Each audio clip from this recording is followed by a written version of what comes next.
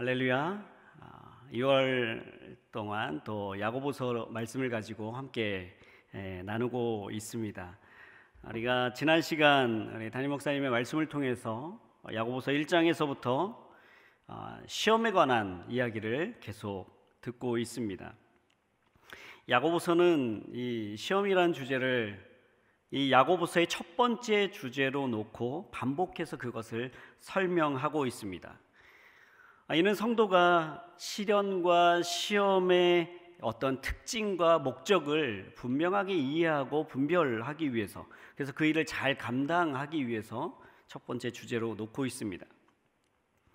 성도는 시험을 피하기 위해서 있는 것이 아니라 잘 감당하기 위해서 있는 것이다 라고 지난 시간에 말씀을 들으셨을 것입니다. 세상은 시련이 참고 견뎌야 하는 것, 이것을 고난이라고 이야기합니다. 시련은 없는 것이 모든 것이 잘 되는 일이고 그들에게 복은 만사 형통인 것이죠. 그러나 신자에게는 이 고난의 의미, 이 시험의 의미가 다릅니다. 시험은 없어야 되는 것이 아니라 복이 있는 사람은 시험, 그 믿음의 시련이 없는 사람이 아니라 이 시험을 잘 참고 견디는 사람이 복이 있는 사람이라고 이야기합니다. 마치 운동 경기를 열심히 훈련을 마치고 경기에 나가서 승리했을 때 받는 승리의 관처럼 인내하며 그 시험을 잘 견뎌낸 사람이 생명의 관을 받는다라고 보았습니다. 이 신약 전체에 걸쳐서 이 시험이라고 말하고 있는 페이라스모스라는 이 단어는 때로는 전후 문맥에 따라서 환경적인 시련을 이야기하기도 하고 죄에 대한 시험을 의미하기도 합니다. 그러니까 똑같은 환경에서도 어떤 것은 앞으로 나아갈 기회가 되지만 어떤 것은 후퇴하는 시험이 된다는 것입니다. 지난 시간까지 이 인내해야만, 그리고 환경적인 시련을 인내하면서 더 앞으로 나아갈 수 있는 기회에 대한 어떤 시험에 대해서 보았습니다. 오늘 이 시간에 볼 것은 그 뒤에 똑같은 단어로 나오고 있지만, 페이라조라는 단어로 나오고 있지만, 이 시험이 인내하고 연단되어지는 시험이 아니라 인간의 욕심으로 인해서 유혹이라는 단어로 해석되어지는 단어를 보려고 합니다. 12절 이전까지는 시험은 복의 원인이 되었고 13절부터 나오고 있는 이 시험은 죄의 원인이 된다는 것을 우리는 구분해서 보아야 합니다. 서로 같은 단어이지만 서로 반대되는 두 가지 의미를 의도적으로 야고보는 사용하고 있습니다. 동음 반의어를 사용하고 있는 것이죠. 우리말에도 이런 말들이 많이 있습니다. 예를 들면 이런 것입니다. 연패했다. 연속으로 이겼다라는 뜻도 되지만 연속으로 패했다라는 뜻도 됩니다. 방화라는 단어도 마찬가지입니다. 불을 지르는 사람, 방화범이라고 하죠. 불을 막아주는 옷을 방화복이라고 이야기합니다. 이런 단어들은 굉장히 많이 있습니다. 물론 우리나라가 한자 문화권이기 때문에 이런 한자에 따라서 정확하게는 같은 단어는 아니지만 우리의 음력으로는 같은 음을 얘기하는 단어가 다른 의미를 가지고 있을 때가 있습니다. 야고보도 그것을 의도한 것입니다. 시험이라는 단어를 하나의 의미로는 인내하면서 겪어서 성장해야 되는 의미로 사용하고 있고, 하나는 죄의 원인으로서 우리의 발목을 붙들며 우리의 영적인 성장을 방해하는 것으로 사용하고 있다는 것이죠. 13절 한번 보도록 하겠습니다. 함께 읽겠습니다. 시작. 누구든지 시험을 당할 때 내가 하나님께 시험을 받고 있다라고 말하지 마십시오. 하나님은 악에게 시험을 받지도 않으시고 친히 누구를 시험하지도 않으십니다. 사람들이 이렇게 이야기한다는 것입니다. 어떤 일들이 잘 안 되고 있을 때 내가 하나님께 시험을 받고 있다라고 이야기한다는 거예요. 이 말은 조금 더 몇 단계를 들어가 보면 사실은 우리의 근본과 맞닿아 있습니다. 어떤 근본과 맞닿아 있냐면 죄의 전가, 책임의 전가, 책임을 회피하고자 하는 우리의 근본 마음과 맞닿아 있다는 것이죠. 흔히 사람들은 누군가에게 책임을 전가하고 싶어 합니다. 특별히 일이 잘 안 되고 있을 때, 마음먹은 대로 잘 안 되고 있을 때 누군가에게 책임을 전가하려는 것이죠. 그 책임이 나에게 없다라는 것을 이야기하기 위해서 계속 회피하기도 합니다. 인간의 죄된 본성과 맞닿아 있습니다. 야고보는 단호하게 이것은 내가 하나님께 시험을 받고 있다라고 말하고 있는 이 사람들은 하나님께 시험을 받고 있다라고 말하면서 책임을 전가하지 마라 라고 단호하게 이야기합니다. 이 하나님은 악한 것들에 의해 시험을 받을 수 있는 분이나 의지적으로 거절하시는 분이라는 의미가 아닙니다. 하나님이 악이 시험을 해올 때 그것을 의지적으로 나는 no thank you 하는 분이 아니시라는 거예요. 하나님은 본성적으로 악이 시험을 받을 수 없는 분이다. 하나님은 빛이심으로 그에게는 어둠이 조금도 없다. 그래서 하나님은 의지적으로 시험을 거절하는 분이 아니라 악이 시험이 하나님을 시험할 수 없는 불가능성을 이야기하는 것입니다. 그렇기 때문에 하나님은 누구도 자기가 시험받지 않으시기 때문에 다른 누군가를 유혹하지도 않으시고 시험하지도 않으신다는 거예요. 하나님은 단 한 사람도 유혹하지 않으십니다. 하나님은 죄악과 무관하시다는 거예요. 그래서 하나님은 심판하시는, 공의로 심판하실 수 있는 유일한 분이 되시는 것입니다. 그렇다면 인간이 당하는 시험은, 그 시험의 원인은 어디에 있는 것일까요? 14절 읽겠습니다. 시작. 각 사람이 시험을 당하는 것은 자신의 욕심에 이끌려 유혹에 빠지기 때문입니다. 14절 앞에다 이 글자를 써놓으시기 바랍니다. 접속사 그러나 라는 단어를 써놓으십시오. 생략되어 있는 단어입니다. 14절에 그러나로 시작하고 있습니다. 유혹은 각 사람의 문제라는 사실을 명확하게 초점 맞추고 있습니다.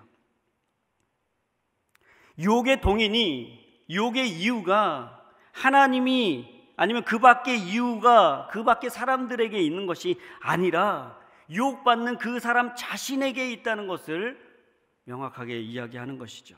유혹은 하나님의 문제가 아니라 사람의 문제입니다. 유혹에 빠진 사람들은 그 원인을 하나님께 돌리면서 자신의 잘못을 어떻게든 정당하게 해보려고 하지만 야고보는 절대 그럴 수 없다. 하나님 그런 분이 아니시고 그 모든 책임은 사람에게 있다라고 이야기하는 거예요. 이 시험의 문제는 어떤 사람, 특정한 사람, 특별하게 유혹에 잘 넘어지는 사람, 시험에 잘 걸려 들어가는 사람, 의지가 약한 사람의 문제가 아니라 모든 사람의 문제라고 이야기합니다.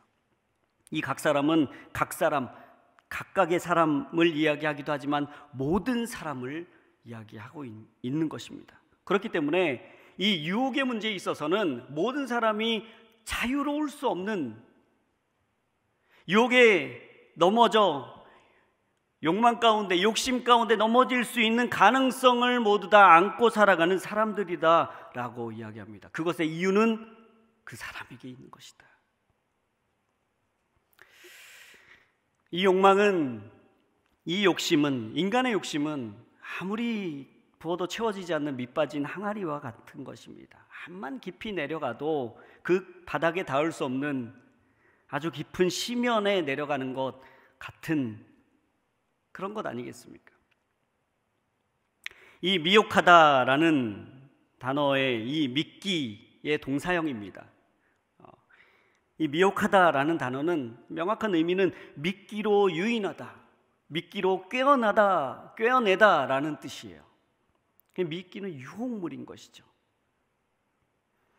이 표현은 사냥과 낚시와 연관되어져 있습니다.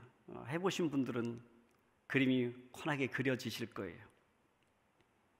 그물이나 줄, 그리고 이 미끼로 낚시나 사냥하는 과정을 설명하기 위해 사용합니다.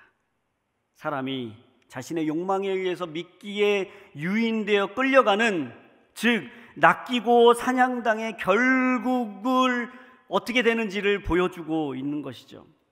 만족할지 모르는 사람이, 그 인간의 욕망이 채워지지 않는 인간의 욕구가 미끼를 따라가다가 결국에는 빠져나올 수 없는 올무에 걸려들고 만다는 거예요.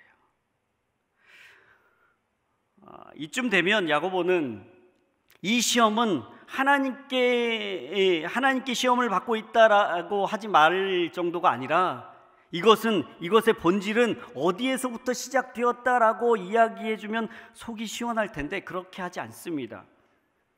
이것을 듣고 있는 독자들에게 의도한 바입니다. 결국 내가 하나님께 시험을 받고 있다라고 핑계대고 있는 이 사람들이 혹은 하나님이 아닌 다른 환경, 다른 상황, 마귀, 사탄 탓을 하지 못하게 하는 것이죠. 전적으로 자기 자신에게 책임이 있다 이야기하는 것입니다. 이 말은 유혹을 받는 것이 자기 자신에게 책임이 있다라는 것이 신자에게 불가항력적인, 도저히 어떻게 할 수 없는, 내가 유혹에 빠질 수밖에 없는 그런 말을 거절하는 것입니다. 바꿔서 얘기하면 신자에게 불가항력적인 일이 아니다, 이기고 극복할 수 있는 일이다. 문제는 뭐예요? 욕심이라는 거예요. 이 욕심은 이 통로들을 통해서 나오게 됩니다. 요한일서 2장 16절입니다. 함께 읽겠습니다. 시작. 이는 세상에 있는 모든 것들 곧 육신의 탐욕과 안목의 정욕과 세상살이의 자랑은 아버지에게서 온 것이 아니라 세상으로부터 온 것이기 때문입니다. 유혹으로 이끌 수 있는 통로가 육신의 정욕, 안목의 정욕, 이생의 자랑을 통해서 온다는 거예요. 이 욕심이 그 통로를 통해서 점점 더 목마름을 채울 수 없는 그 깊은 수렁으로, 마치 미끼를 쫓아서 가고 있는 물고기와 동물에 비유하고 있는 것이죠. 다른 것은 보이지 않습니다. 오직 그 미끼만, 나의 욕심으로 그것을 잡기 위해서 유혹되는 것이죠.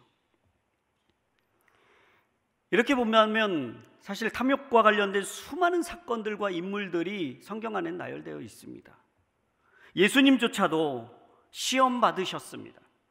예수님이 예수님을 시험하는 사탄의 모습은 이렇게 이야기합니다.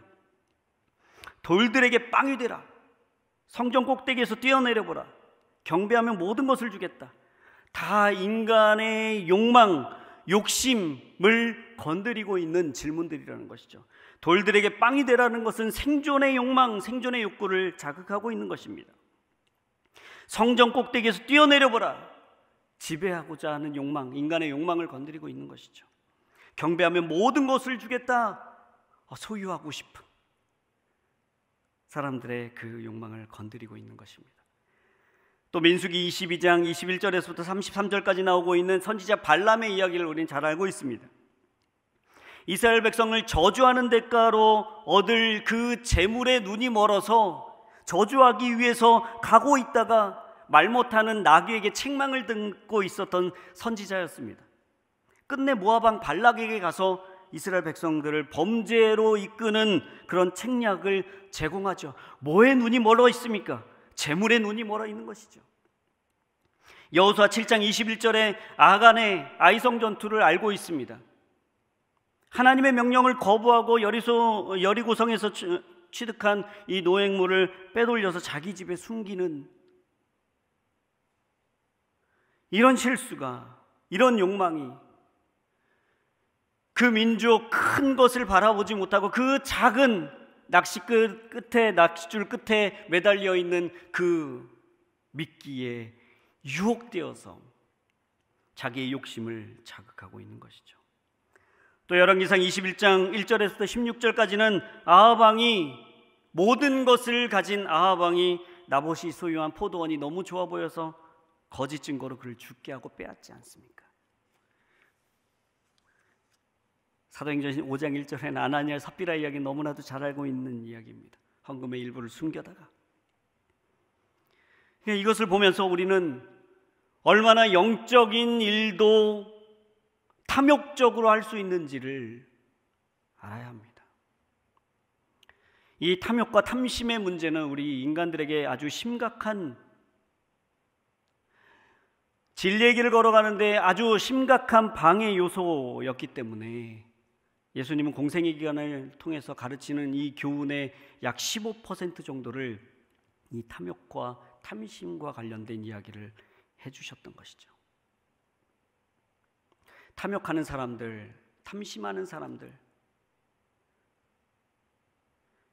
미끼에 아주 작은 것에 이끌려서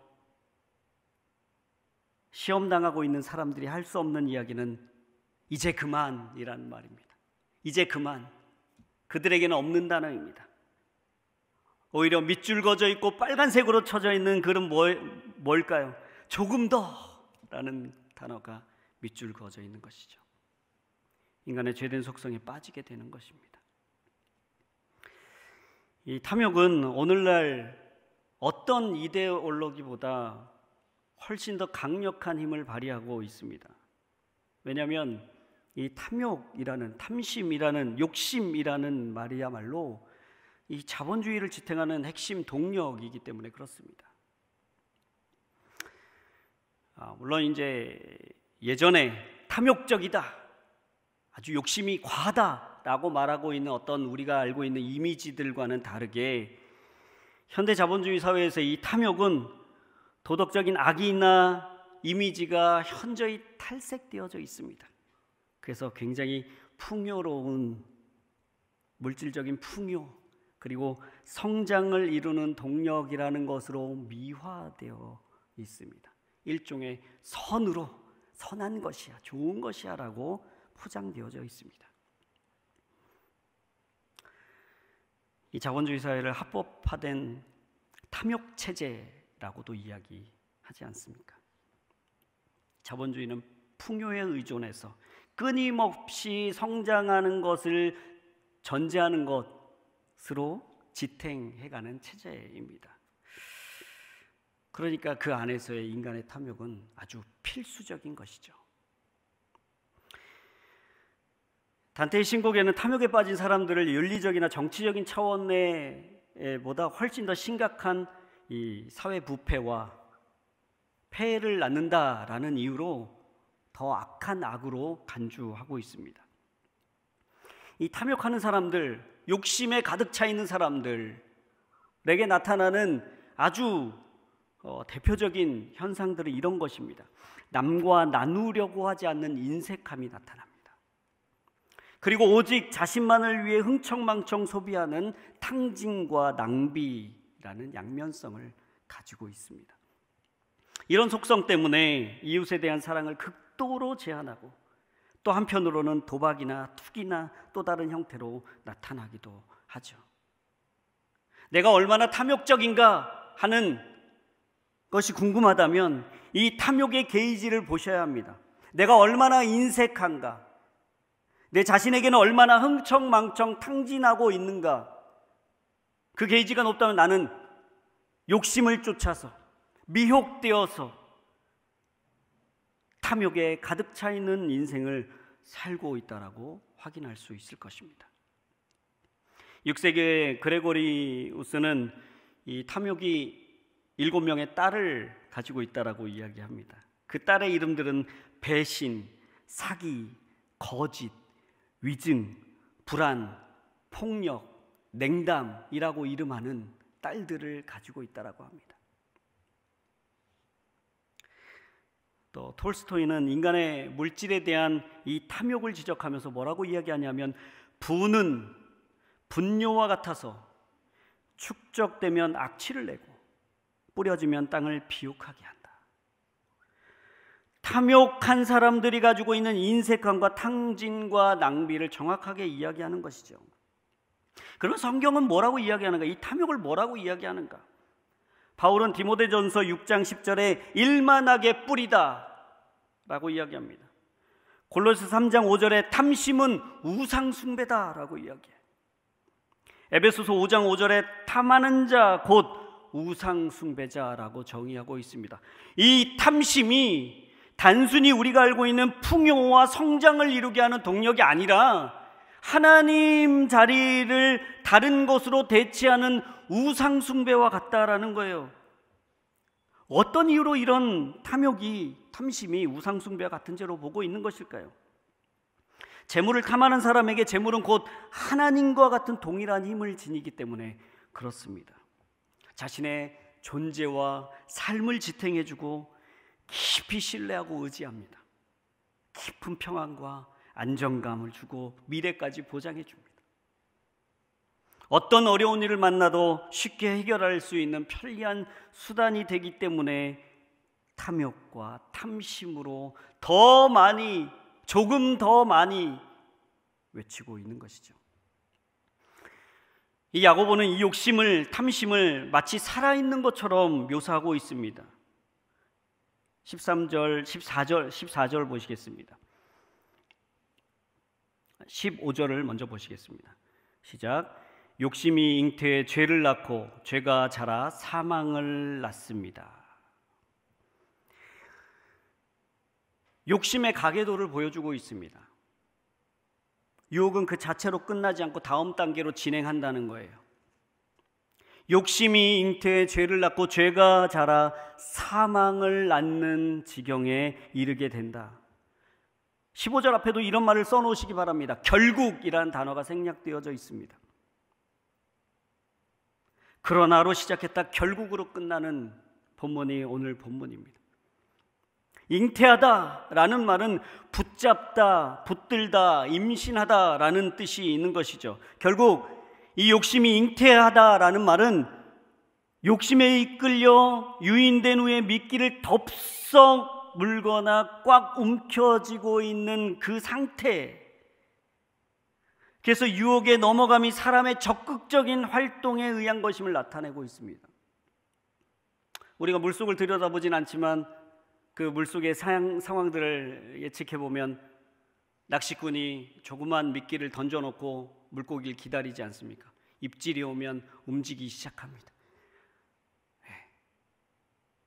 우리 낚시꾼들의 입장은 그럴지라도 그 반대, 물고기의 입장은요, 내 눈에 들어온 그 포획물이 움직이기 시작하는 거예요. 멀리 도망갈까 열심히 쫓아가기 시작하는 것입니다. 다른 것은 보이지 않고 그것을 향해서만 쫓아가는 것, 이것이 자기의 욕심에 이끌려 미혹되고 있는 상태인 것이죠. 그냥 갑자기 입을 벌리고 있다가 물속에 들어앉아 있는데 미끼가 입 안으로 들어오진 않습니다. 열심히 쫓아야 하는 적극적인 활동에 의한 것임을 우리는 알 수 있습니다. 그리고 물었을 때는요, 끝이 나는 것이죠. 욕심에 의해서 유혹에 넘어가면 반드시 죄를 범합니다. 이 필연성을 강조하기 위해서 야고보는 잉태와 출산의 비유를 듭니다. 잉태했는데 출산하지 않겠느냐? 잉태했는데 출산하지 않은 경우는 없다는 거예요. 결코 그런 일은 없다는 거예요. 마찬가지로 욕심으로 유혹에 빠졌는데 죄를 범하지 않는다고요? 그런 일은 없다는 겁니다. 우리도 유혹에 넘어가지 않도록 욕심을 버리고 경건한 삶을 살아야 하지만, 욕심 때문에 유혹에 빠졌는데 나는 괜찮아, 죄에 빠지지 않아 라고 하는 사람은 없다는 거예요. 시간 문제라는 거예요. 얼마나 더 많이 쫓아가느냐, 더 열심히 쫓아가느냐의 시간 문제지 반드시 범죄하게 되어 있다는 거예요. 이 범죄가 유혹의 최종 단계가 아닙니다. 결과가 아닙니다. 야고보는 욕심이 잉태하면 죄를 낳고 죄가 장성하면 죽음을 낳는다고 말하고 있습니다. 죄는 출생한 후에 꿈틀꿈틀 움직입니다. 살아있는 생명체처럼 움직이고 있습니다. 죄는 살아서 거듭 죄를 지으며 성장하게 합니다. 작은 죄에서 더 큰 죄로, 적은 죄는 더 많은 죄로 성장하면서 죄는 멈추지 않고 계속 재생산해 나갑니다. 죄의 공장은 멈추지 않습니다. 죄의 공장의 연료는 뭔가요? 인간의 탐욕을 연료 삼아서 질주하기 시작하는 것입니다. 그것의 종착지는 죽음입니다. 우리가 살고 있는 이 세상은 우리의 머릿속에 상상해 본다면 많은 미끼들, 우리가 덥석 붙잡으면 너무나도 좋을 기회처럼 내려와 있는 그런 미끼들이 산재해 있습니다. 곳곳에 있습니다. 우리가 한눈 팔기만 하면 얼마든지 덥석 물어서 하나님의 기회인 것처럼 포장하고 우리의 풍요와 안락과 미래를 보장하기 위한 수단으로 사용할 수 있습니다. 적극적인 의지 없이는 붙잡지 않습니다. 근데 그 결국은 뭐라고요? 죽음이라는 것입니다. 이 우상숭배다라고 말하고 있는 것은 이 우상숭배와 이 욕심이 결과가 같기 때문에 그렇습니다. 결국은 죽음인 것이죠. 그러면 어떻게 하면 이 유혹에 빠지지 않고 살아갈 수 있을까요? 첫 번째 16절 보시겠습니다. 내 사랑하는 형제들이여 속지 마십시오. 야고보는 속지 말라고 경고합니다. 속지 않아야 되는데 무엇에 속지 않아야 되는가? 유혹의 원인이 하나님이 아니라는 것에서 속지 말아야 됩니다. 하나님이라고 생각하는 그 즉시로 하나님께 실망했습니다 라고 이야기하지 않습니까? 이것은 인간의 죄와 죽음의 책임을 하나님께 떠넘기는 악한 행위입니다. 유혹에 빠지는 것도 죄를 지으는 것도 모자라서 하나의 죄를 더하는 행위인 것이죠. 거짓 주장들에 속지 말라고 야고보는 경고하고 있습니다. 속지 않음이 죄와 죽음이 번식하는 과정을 막는 방어 수단이다. 변명하고자 하는 일들에 대해서 변명하면 책임이 없어지는 것처럼 속지 말라는 것입니다. 나는 이유가 있었어. 그렇게 할 수밖에 없었어. 이렇게 악한 세상 가운데 살아가는데 내가 어떻게 유혹에 빠지지 않겠어 라고 핑계대지 말라는 거예요. 그리고 또 하나는 유혹에 넘어가지 않을 거라는 자만에 속지 말라는 것입니다. 창세기 39장 12절에 주인의 아내가 요셉의 옷자락을 붙들고 말했습니다. 나와 같이 자자. 그러자 요셉은 뿌리치며 옷을 그녀의 손에 버려둔 채 집 밖으로 도망쳤습니다. 유혹에 빠졌을 때, 명백한 유혹에 빠졌을 때 어떻게 해야 되는지 우리 요셉의 이야기를 통해서 배워야 합니다. 거기에 앉아서 나는 유혹에 빠지지 않을 거야. 나는 괜찮아. 나는 정직해, 거룩해. 나는 하나님을, 그러지 말라는 거예요. 도망가라는 거예요. 버려두고 뒤도 돌아보지 말고 도망가라는 것입니다.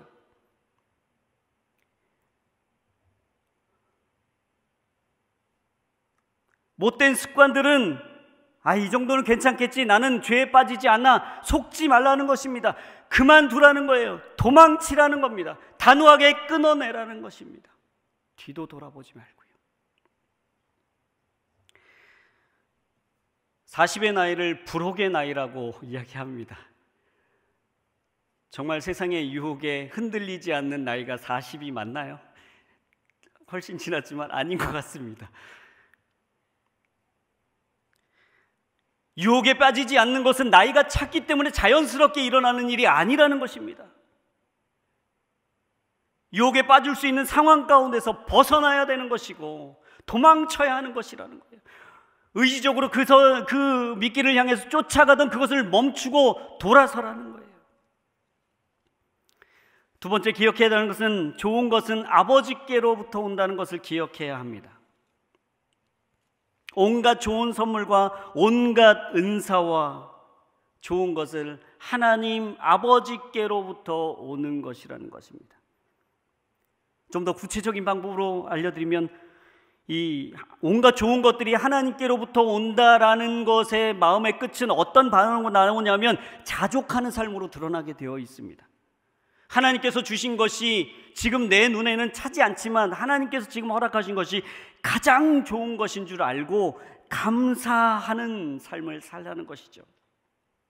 빌립보서 4장 11절 12절에 내가 궁핍함으로 이런 말을 하는 것이 아닙니다. 나는 어떤 처지에 있든지 자족하는 법을 배웠습니다. 나는 궁핍에 처할 줄도 알고 풍부에 처할 줄도 압니다. 나는 배부르든 배고프든 풍족하든 궁핍하든 모든 형편에 처하는 비결을 배웠습니다. 왜요? 이것이 하나님께서 허락하신, 하나님은 가장 좋은 것으로 계획하시고 전략적으로 나에게 주시는 분이시라는 신뢰감이 있기 때문에 그렇습니다. 여러분 삶 가운데 하나님께서 가장 좋은 것을 주고 계십니까?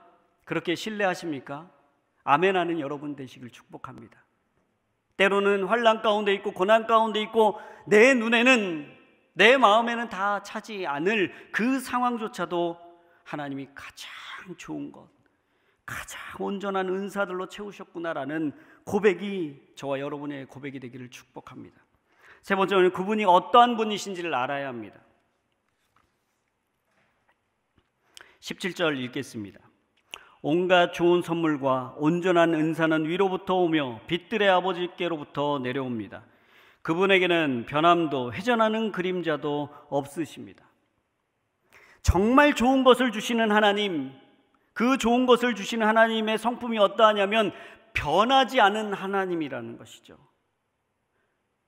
하나님은 선하시고 온전하신 분이실 뿐만 아니라 하나님은 빛이 되시고 하나님 우리의 아버지 되시고 하나님은 변함이 없으신 하나님이실 뿐만 아니라 계획과 수단과 목적을 가지고 행하시는 하나님이 우리의 하나님이시라는 겁니다. 회전하는 그림자도 없으십니다. 왜냐하면 빛 자신이기 때문에, 빛들의 아버지라고 표현했는 것처럼 빛 자신이기 때문에 누가 빛을 비춰서 생기는 그림자가 생길 수 없다는 거예요. 그 빛이 이동하면서 그림자가 이동하는, 회전하는 그림자가 전혀 없으신, 변함이 없으신, 고정되어 계시고 빛의 원천이신 하나님이 우리의 하나님이시라는 겁니다. 우리가 믿고 있는 하나님이 변함이 없으신 하나님이 아니라 때에 따라서, 우리가 하는 여부에 따라서 아유 열심히 살았구나, 잘했구나 하면서 칭찬해 주시고 복 주시는 하나님, 어느 때는 그렇지 않아서 벌 주시는 하나님, 기도에 응답하지 않으시는 하나님이라면 우리가 믿고 따라야 될 하나님이 아닌 것이죠. 언제나 그분은 신실하게 우리에게 변함없이 다가오시는 하나님이십니다. 요한일서 1장 5절에 우리가 그리스도에게서 듣고 여러분에게서 전한 소식은 이것입니다. 곧 하나님은 빛이시니 하나님 안에는 어둠이 전혀 없습니다. 유혹에 이끌리지 않고 유혹을 이길 수 있는 방법은 욕망이 뒤에서 책찍질하는 인생이 아니라 우리 안에 빛 대신 하나님을 모시고 살아가는 인생이 되어야 합니다. 우리가 초점 맞추고 있던 나의 눈에 좋아 보이는 미끼를 쫓아가는 인생이 아니라, 기회를 쫓아가는 인생이 아니라 하나님이 우리를 창조하신 그 목적대로 목적이 이끄는 그런 인생이 되어야 될 줄로 믿습니다. 우리 안에 이 야고보가 이야기한 동음 바느여와 같은 수없이 많은 주제들이 있습니다. 시험과 인내로 이겨내야 될 이 시험과 죄악으로 이끌고 있는 이 유혹이 한 사건 안에서 만나고 있는 지점들이 많이 있습니다. 지금까지 나열해드린 것처럼 물질이 그렇습니다. 돈 많이 버는 것이 뭐 나쁜 일이겠습니까? 자녀를 사랑하는 일이 무슨 나쁜 일이겠습니까? 당연한 일이죠. 교회에서 헌신하고 봉사하고 거룩한 일에 도모하는 것, 그것이 왜 나쁜 일이겠습니까? 좋은 일이죠. 존경받으려고 하는 생각, 왜 나쁜 일이겠습니까? 사랑받고 싶은 마음, 왜 나쁜 일이겠습니까? 칭찬받으려고 하는, 명예롭고자 하는, 선택받으려고 하는, 그리고 인기를 끌려고 하는 이 마음들이 왜 나쁜 일이겠습니까? 그렇지 않습니다. 하지만 이 모든 나열되어 있던 이 모든 일들이 하나님보다 앞서기 시작할 때는 그것이 우상 숭배라는 것입니다. 사랑하는 여러분, 우리의 삶을 점검해 보면서 우리의 삶에 내가 쫓고자 하고 내가 열심을 내며 열정적으로 달려가고 있는 그 무엇이 하나님보다 앞서 있는가? 그래서 우상 숭배하는 것처럼 내가 욕심을 쫓아서 살아가고 있는가? 아니면 그 일을 통해서 하나님이 얼마나 영광 받으실까? 나에게 가장 좋은 것을 주신 통로로서 사용되고 있는 것인지 확인하는, 점검하는, 그래서 그 순위가 바뀌었다면 다시 제자리에 돌려놓는 저와 여러분이 되기를 축복합니다. 함께 기도하겠습니다. 살아계신 하나님, 야고보를 통해서 하나님께서 우리에게 말씀해 주시는 이 내용들이 하나님, 우리의 삶을 돌아보아 우리 안에 있는 시험이, 유혹이 무엇이 있는지 돌아보게 하여 주시옵시고, 혹시 내가 쫓고 있었던 나의 욕심과 나의 욕망으로 쫓고 있었던 것이 있다면 이제는 그 시선을 돌려서 하나님께로 향하는 믿음의 사람들이 우리가 되게 하여 주시옵소서. 온갖 하나님이 아닌 것들이 주변에 산재해 있지만 하나님, 우리를 지혜롭게 하여 주셔서 하나님을 바라보며 하나님께 영광 올려드리는 귀하고 복된 인생이 되게 하여 주시옵소서. 감사를 드리며 예수님의 이름으로 기도 올려옵나이다. 아멘.